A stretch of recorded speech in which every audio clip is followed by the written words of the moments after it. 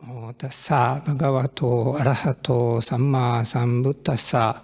Namo tassa bhagavato arahato samma sambuddhassa. Namo tassa bhagavato arahato samma sambuddhassa.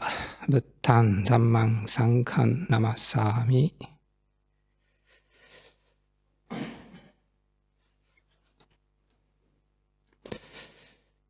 So today is 22nd of December, and yesterday was winter solstice, so that the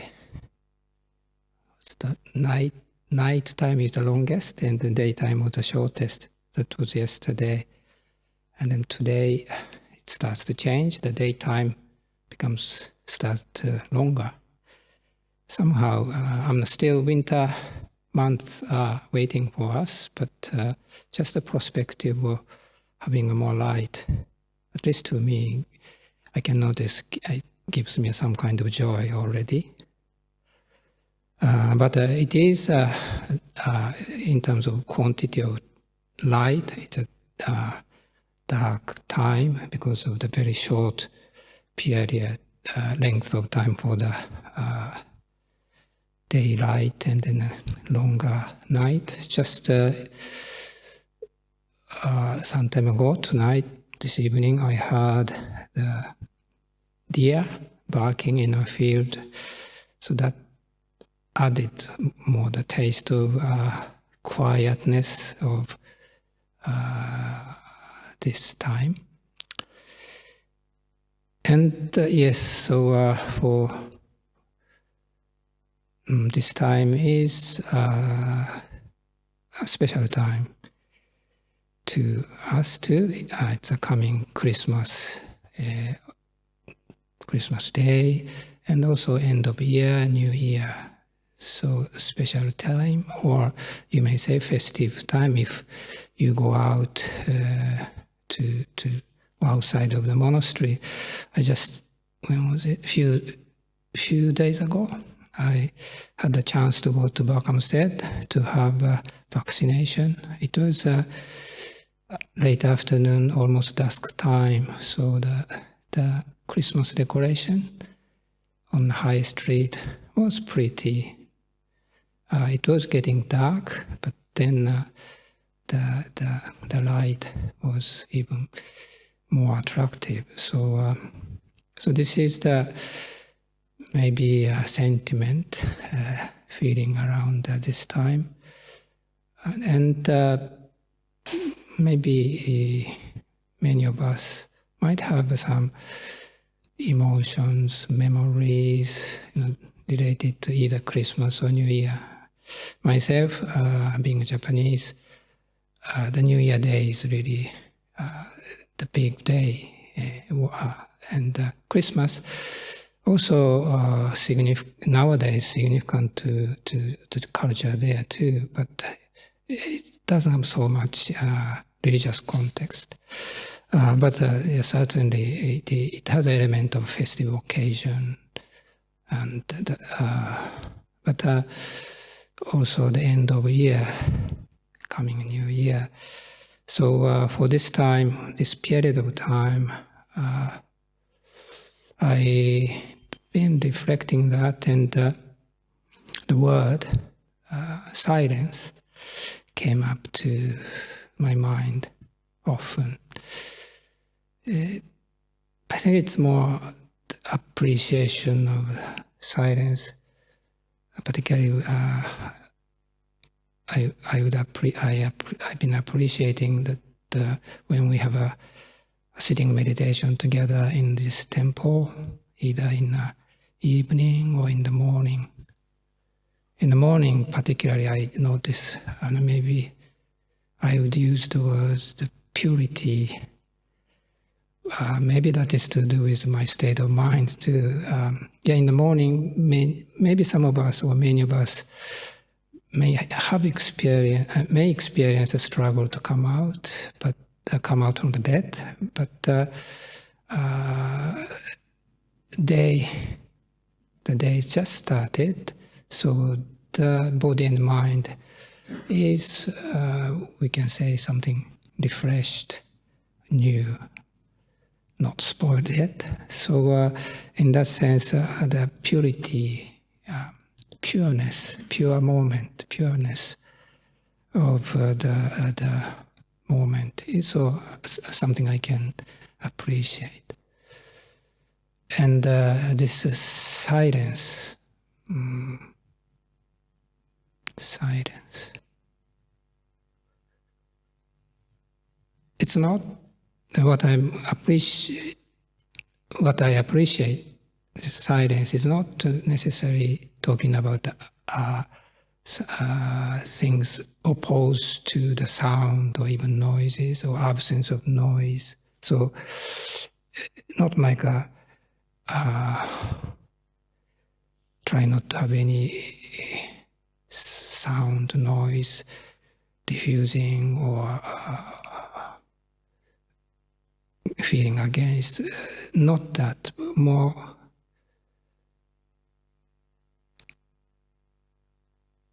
it is to do with maybe present quality of present moment.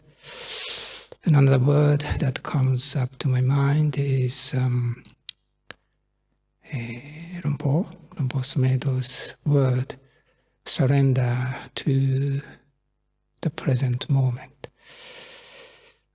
Because the word surrender is used, it may give us a strong impression. But I often find either Rumpo Smedo or Rinpoche Ajahn Chah's teachings often simple, direct, even challenging. Challenging in a sense our unquestioned tendency, habit, something like this. So we may not notice what we have until we hear some challenging word, stronger word. So the word surrender to the present moment. How I like to appreciate this expression, phrase, is instead of first of all our tendency to think in our own terms, what works, how can I, which one is, that kind of internal dialogue, maybe not so noticed, but of course we function from the place we are familiar with, function almost always. But that is based on each one of us has sort of self-based tendency to make a judgment, following a preference or conditioning. But the word surrender is used. It's a more, none of these personal way to relate to the present moment. Instead, my word, something like a total appreciation of the present moment. It's a totality.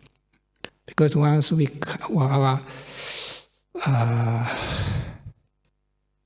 possible unquestioned tendency to see anything, interpret things,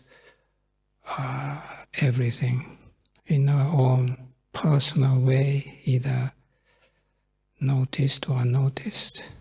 But this is, I would say, partial, because it is filtered through our own particular channel.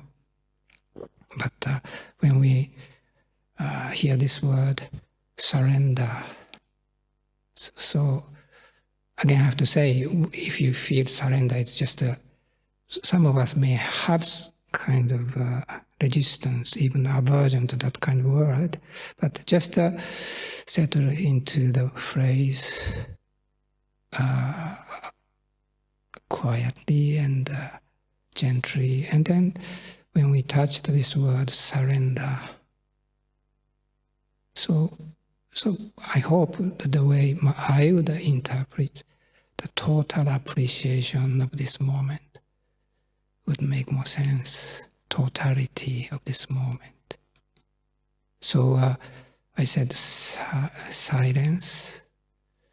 Maybe different qualities we can think of, we can relate to, is like a purity, totality, or peace itself. And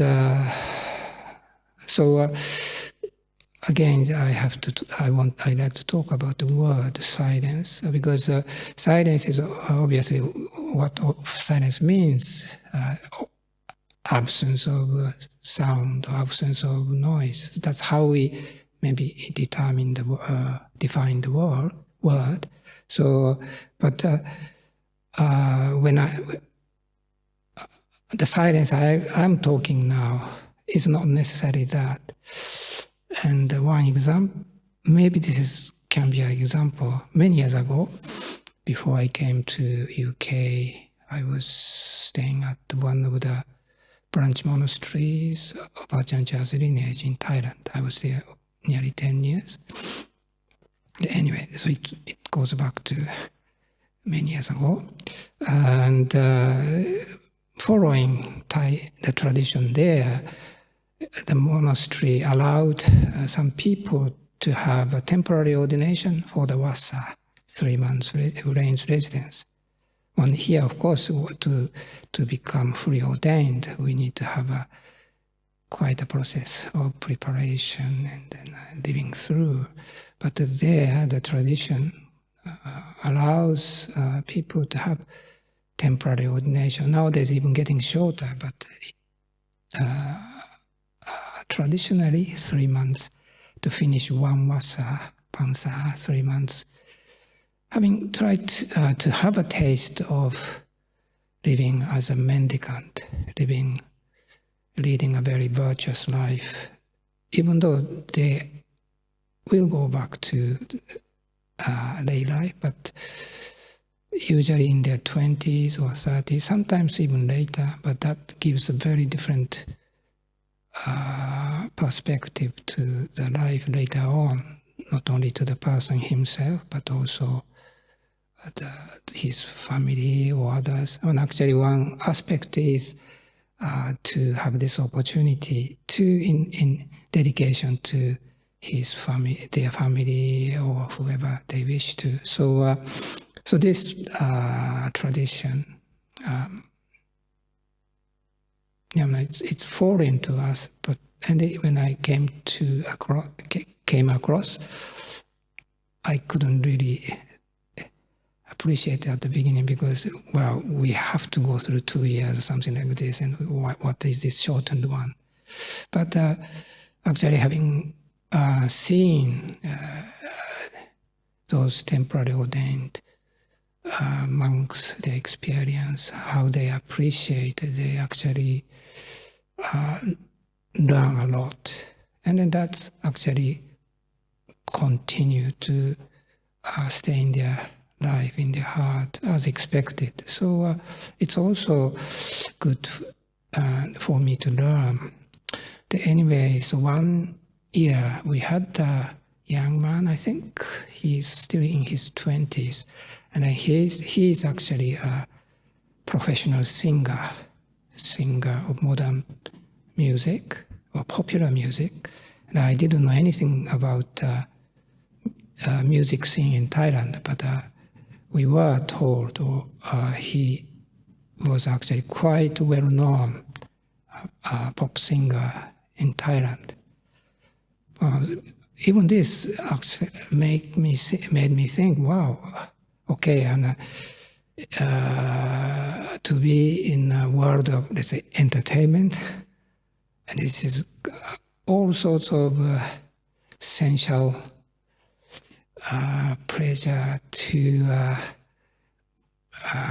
praise and blame, and then, so many people following, or you lose it, or also, I have to say, lots of money. So the life itself is such a, in the middle of intense complexity of entertaining world. And yet the person has a chance to spend 3 months in a monastery to really learn about the life, to really learn about the mind. Wow, this is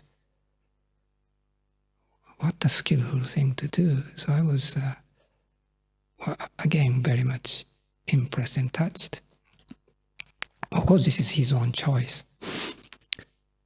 And he was actually quite a nice person, friendly person, balanced person, although he was quite famous, but there's no any conceit or pride, complicated, and not like a pretending to be humble or anything like this. Not by his own nature. He was quite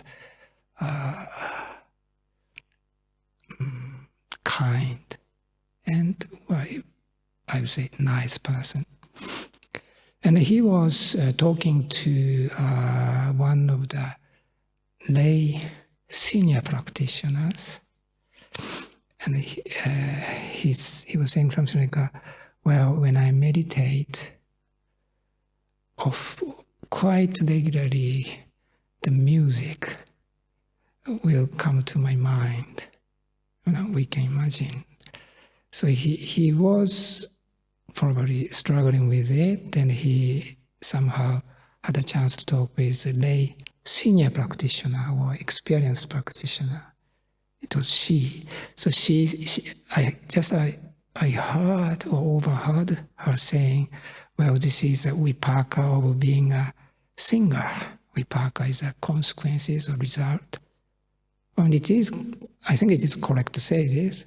We know whatever we do, result follows. And for him, such a full-time commitment to the music and through all sense doors almost. So it is heavily, deeply registered, implemented in his probably whole being.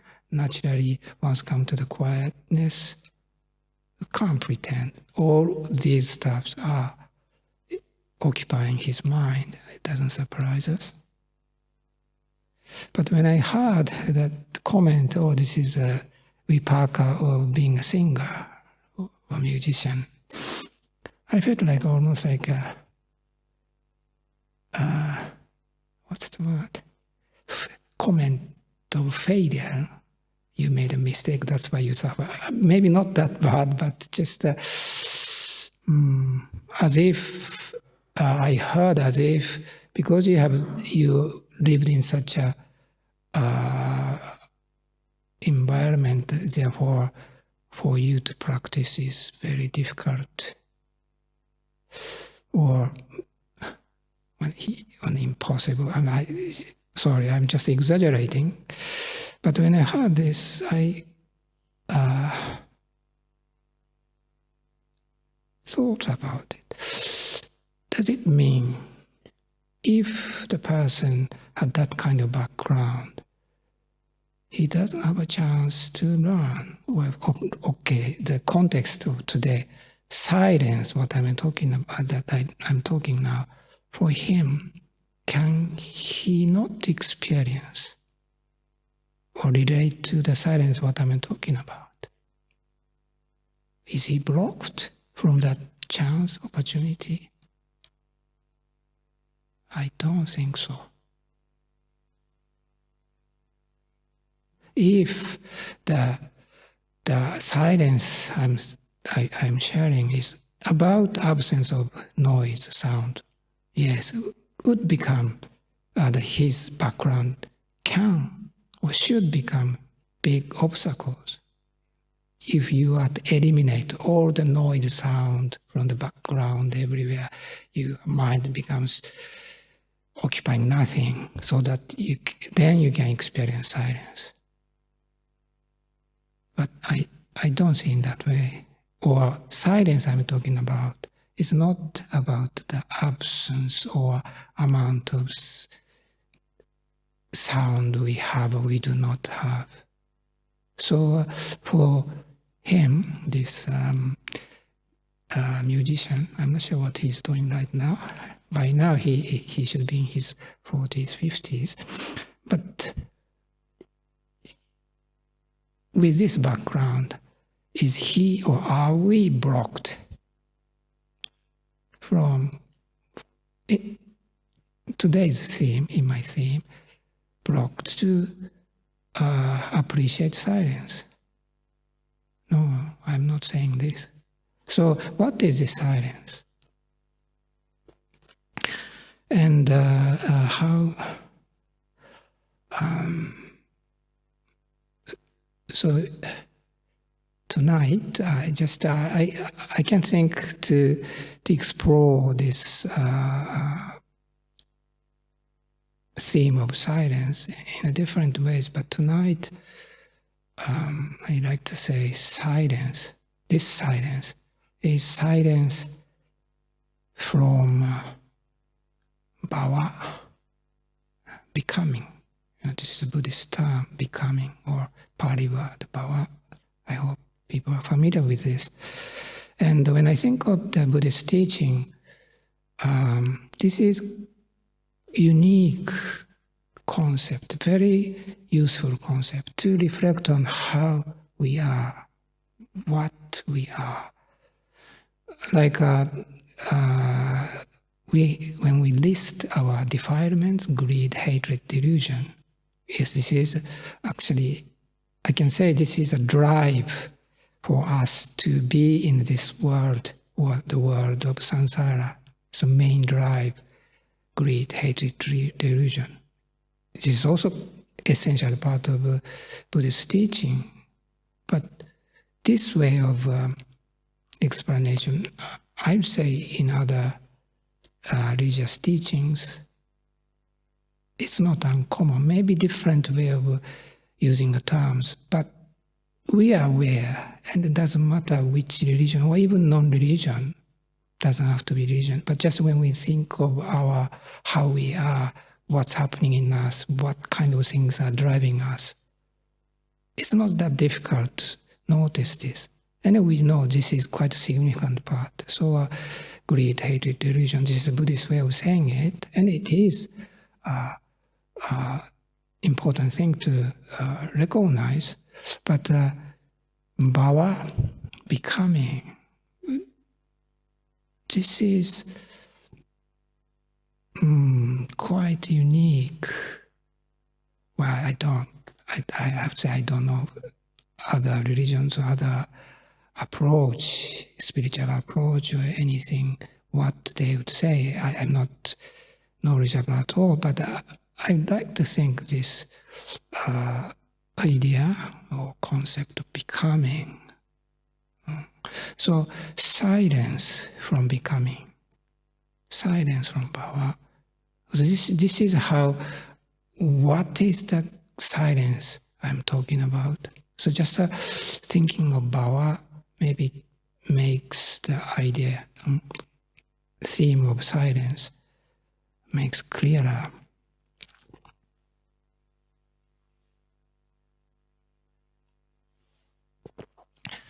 And so to explain further, I was thinking what works. So let me quote Shakespeare's word. I mean, this is a country of Shakespeare, and then I've met few people. How much they have, how much love they have towards Shakespeare. They would remember this phrase, that word, and they would quote, those. So having seen there such a profound connection to Shakespeare or Shakespeare's work, it's really, I feel a bit shy or hesitant, so please forgive me if you're really Shakespeare person. And so this is, everybody knows, I believe, to be or not to be, that is the question. And this phrase, we feel it.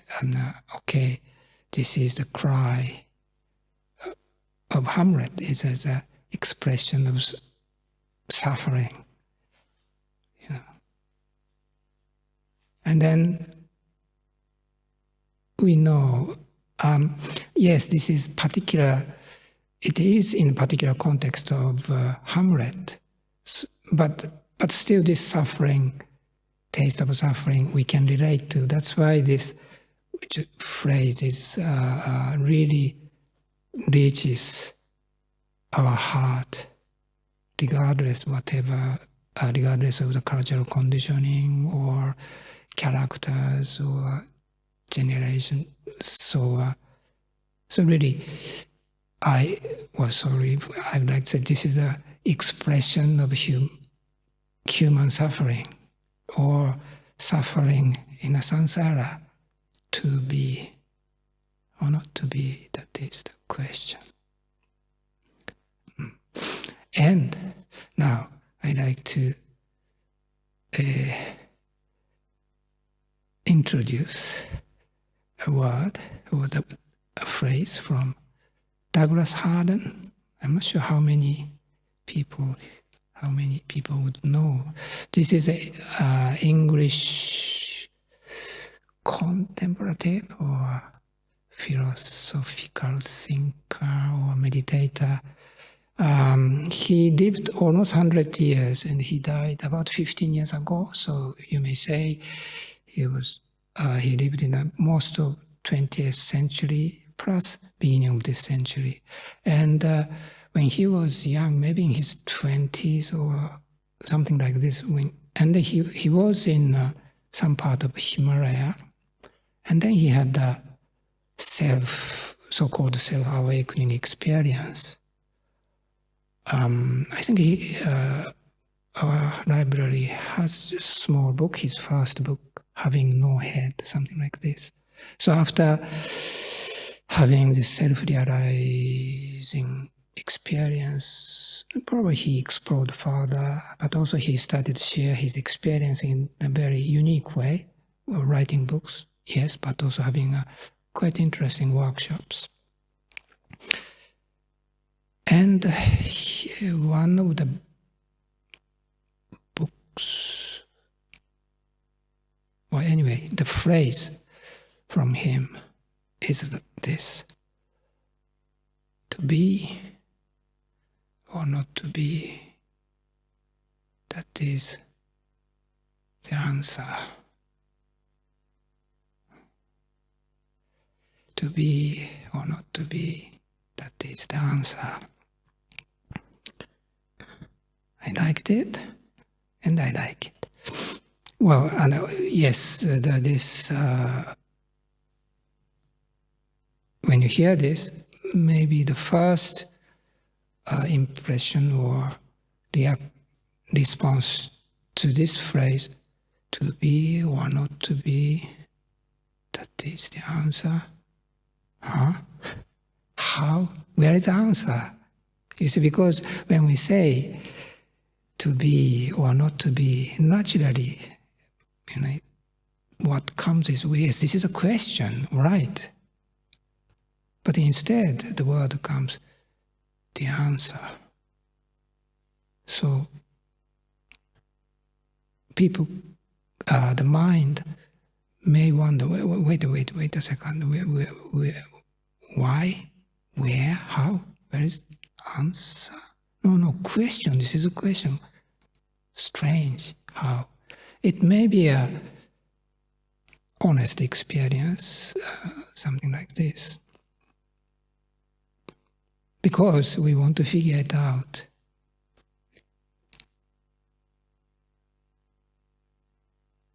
Using maybe usual sense of logic or usual way of thinking. But just stop there, and what I would do is to be or not to be, that is the answer. So, just like as if I leave this phrase in my heart, just leave it as it is. Even if I feel somehow uncomfortable or unsettled, but maybe just the moment of patience,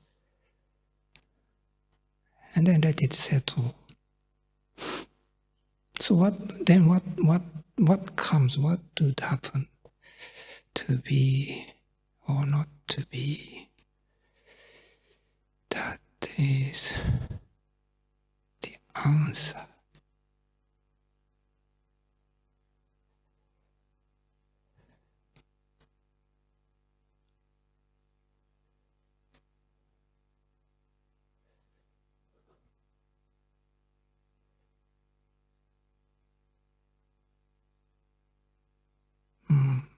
Something changes.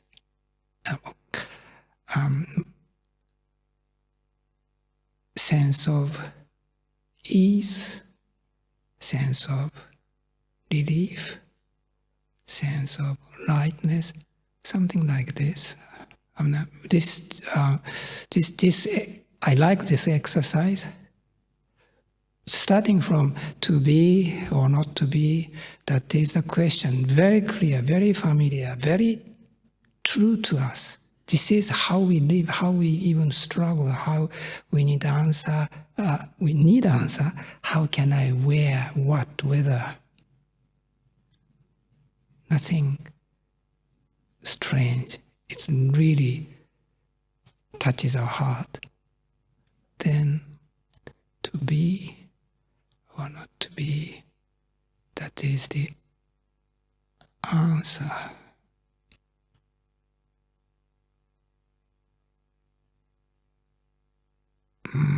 So I hope when I shouldn't use too many words, but to me, it's a significant change or shift. It's not like something fantastic comes, not like this at all, but I repeat the same word, sense of ease, even relief. Why relief? Because when we say to be or not to be, that is the question. It is very true, but it is also very painful. But then when we know it is, let me say, it is possible to say to be or not to be, that is the answer. When we actually able to appreciate this, so I would like to use the word relief as well. And so I said the silence, what I'm talking today, tonight, it is, I would like to say, not, I'm talking about the quantity of sound, noise, absence of noise, sound, diffusal of this and that. No. Then what it is? So silence from becoming Bhavā. So Bhavā, I think this Shakespeare's word, and then Douglas Hardin's, you may say, challenging phrase. This can explain that nature of Bhavā clearly, at least to me. Like, you can go the other way around. We can go the other way around to first appreciate, recognize and appreciate the way to be or not to be. That is the answer. If we can relate to this way or this place, and then now we introduce Shakespeare's word, to be or not to be, That is a question. What's happening? What is happening? Something very real comes out. So maybe when we relate to Douglas Harding's phrase, as I said, sense of relief, ease, peace, silence. But then, to be or not to be, this is a question. Can we notice something becomes something appears so appealing, real. This is the problem, this is a question. Almost like a taste of human endeavor, the taste of suffering. I don't have to use the word suffering, but the taste of samsara. Maybe I'm extending the word, but suddenly it appears.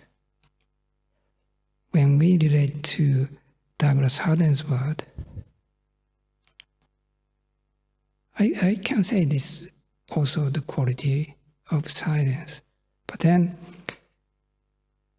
to be or not to be, this is a question. This is really taste of life.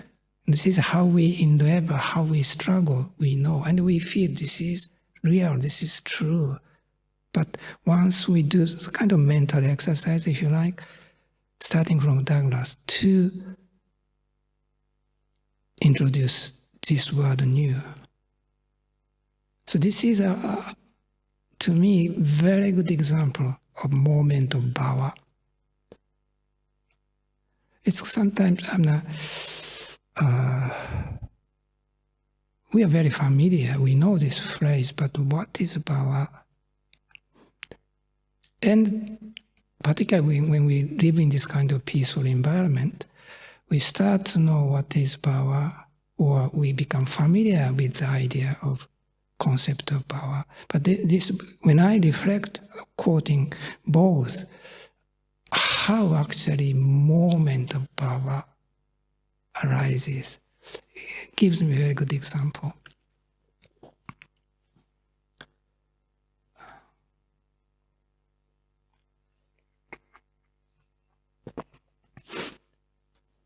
So,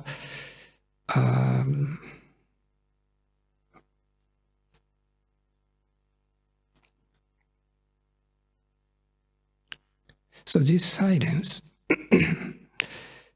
but it's not that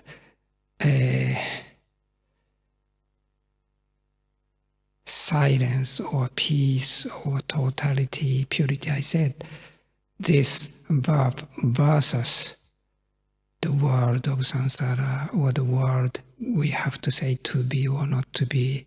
That is a question. So again, we tend to see everything in a view of which one is more important, which one is better, which one is the answer. So, but when I talk about this silence, it is not like bringing another opposing concept or conflicting concept, rather letting go of this unquestioned way to see things. If it's not A, it should be B. If it's not this side, that side, our side, the other side, enemy or friend, success or failure. This is really strong, actually not just strong, almost like a innate condition our mind has. So that's why the expression of to be or not to be, that is a question. Very familiar, very true, but when I hear to be or not to be, that is a question. What comes? But then it is really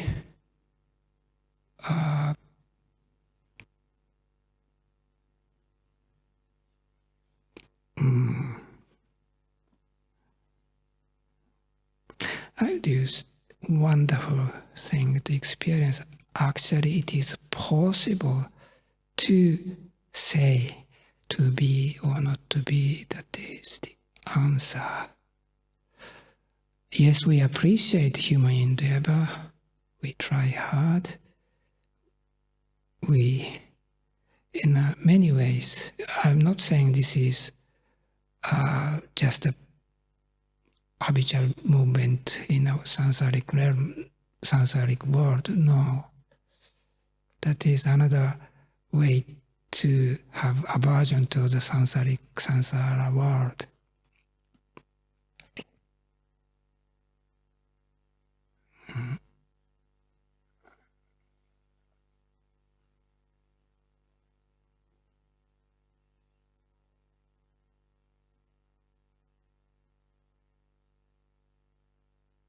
But when I say this silence and the totality,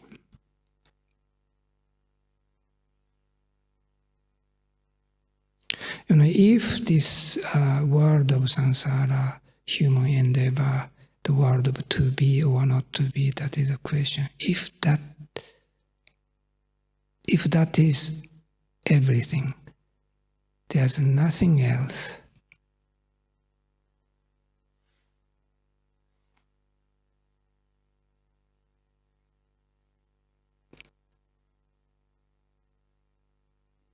Our life is not safe, or what are we doing? I would feel that maybe we have a moment of great satisfaction, or you may call it peak moment, but we know we lose it, or it changes, or we may satisfy something, but at the same time, the other end of the story, somebody is actually suffering from all that. So where is the answer? So if just we believe the world of to be or not to be, that is the question. This is everything, nothing else.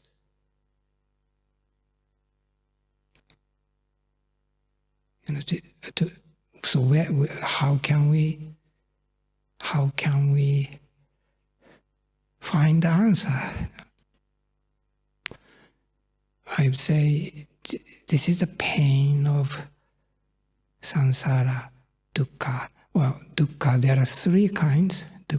Dukkha, this obvious pain, like when I pinch my skin, pain. This is pain opposed to pleasure, present feelings, dukkha. And the viparinama dukkha. This is the change from sukha to dukkha. We know when we have a beautiful moment, either something to see, something to taste, or human relation, the happier, I suppose, we become attached, the happier, the heavier the pain we have when we lose it, or when it changes. So this is a dukkha coming from change. Viparinama Dhamma, viparinama dukkha. And the third one is samsara dukkha. Anyway, samsara has intrinsic pain. Even we try best. Well, if I say too much, it sounds like very depressing. But just a nature, one way to look at is the relativity of the world. As I said, even we try work hard to achieve something, but that idea, condition may change. Later on, that may become a cause of suffering, or just changing the place, world is world of relativity. Here it is very important, but because of that, somebody else may have to suffer. So this is just a nature of samsara, nature of world of relativity.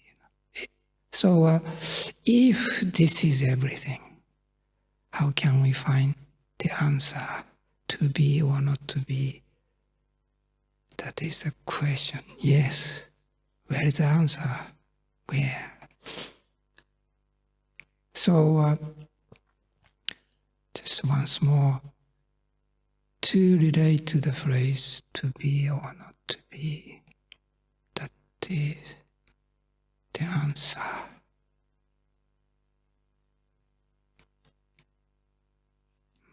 So to be able to say this, it is possible to say this, then the sense of appreciation. And I would say it is safe, relief, peace, silence, totality, whatever that may be experienced. So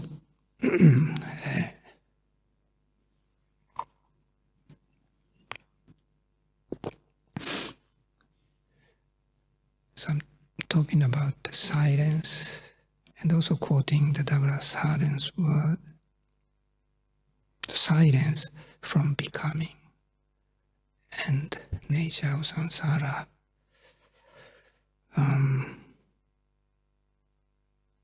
Before I close the talk tonight, I want to talk about one more thing, small thing. Before COVID time, when our retreat center was functioning in a usual way, I often had a chance to lead a New Year retreat, 27th of December to 1st of January. And almost always the New Year Eve evening, I would talk about some cultural scene in Japan. So it's just towards midnight of the New Year, Eve to New Year. Like here, we have a party chanting to receive New Year, or then as the time becomes almost midnight, we would hear the fireworks from the neighbors. So nowadays in the world, the countdown for the New Year, and then fireworks comes. This is almost everywhere in the world. But traditionally in Japan, I don't know, maybe in China, Korea too, the Buddhist temples would ring the bell 108 times. And the bell there is huge, not like the one we have in the Thai bell here about this side, but in Japan can be 1 meter, 2 meter, that kind of size. So the sound is very deep, and then the sounds travel easily a few miles. And like here, it's a cold, dark night, but then sound of bell you'd hear. And because it's a huge bell, usually interval it will be 20, 30 seconds. So 108 times takes 1 hour, possibly 2 hours. So that is the traditional experience of receiving New Year, or letting the old year pass and receiving the new year 108 times. And what is 108? Just a simple calculation. Well, there are various ways to interpret this, but probably what appeals to us most is six sense doors, ayatana, 6 ayatana: eyes, ears, nose, tongue, body, and mind. 6 sense doors. by three Vedana feelings, present, unpresent, neither present nor unpresent. 3 by 3, and by 3 present, future, past. So 3 times. 6 by 3 by 3, now 54. And then by 2, they say the pure and not pure, which means when you see this experience through 6 sense doors, when we hear the sound, either the sound of the bell from the temple or hear somebody's talking, criticizing or praising, so we feel happy or bad or angry about and so forth. But when we are lost in that story,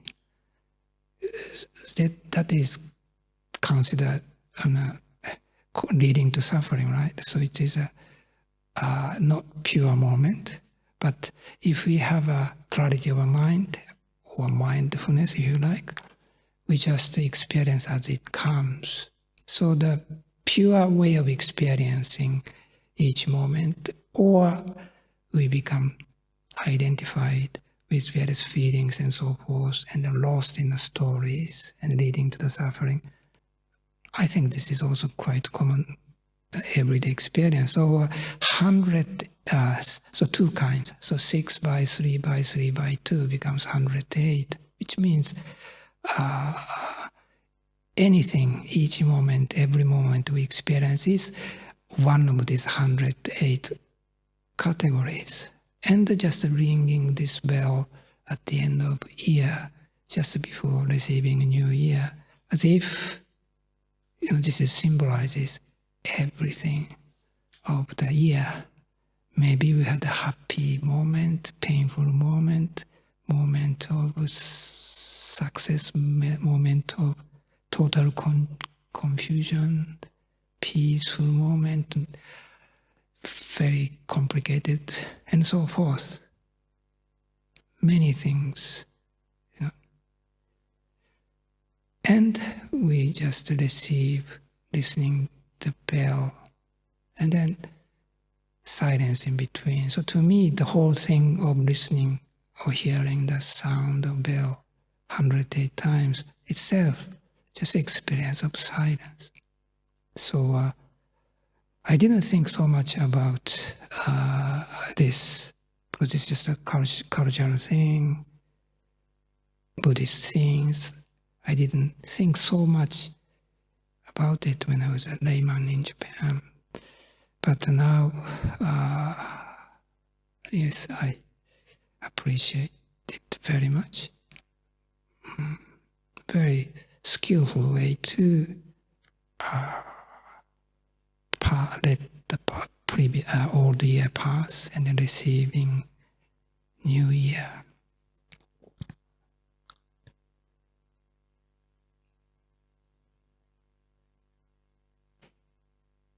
We chanted the Fire Salmon Adita Pariyaya Sutta. This is actually pointing at the same, not same, but the same area or similar area, because Adita Pariyaya Sutta is about starting from 6 sense doors, experience through 6 sense doors. And the first part is, yes, each moment we experience through 6 sense doors. And because of the fire, greed, hatred, delusion, we experience suffering, burning. And then second half, if it is a case of enlightened being, it's still experience of through 6 sense doors. But when Vedana, present feeling, unpresent feeling, neither present nor unpresent feeling arise, but that's it. Nothing further, no complication, pure contact, pure moment. So it's not about, silence is not about the sensory deprivation. When we look at this sutta, Adita Pariyaya Sutta, it's also very interesting to reflect on. It's not talking about sixth sense laws itself, experiences through sixth sense itself is wrong or we have to eradicate. No, it's not talking about the sensory deprivation, but how we relate to each moment. If I say today's theme, whether receive it in a silence or lost in the stories, or to receive it from the place where we can say to be or not to be, that is the answer. So when we in Japan experience hear this temple bell 108 times, just like receiving each moment with silence. So naturally, we would feel the appreciation. If necessary, also we feel right to experience letting go too.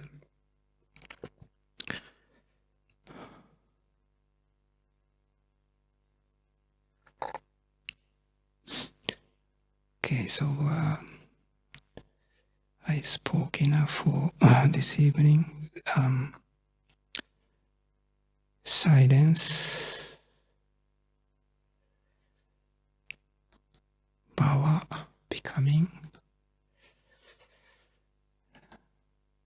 silence, quality of purity, totality, or peace.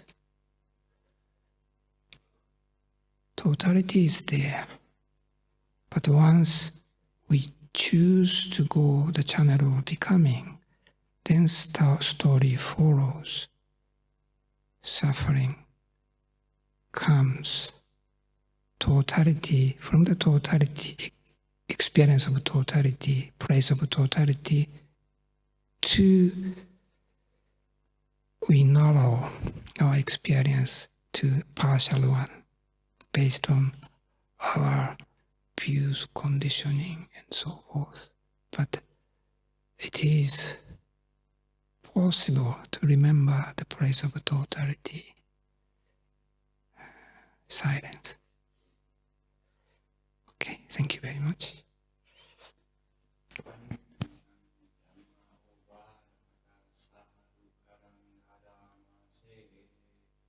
Sadhu, sadhu.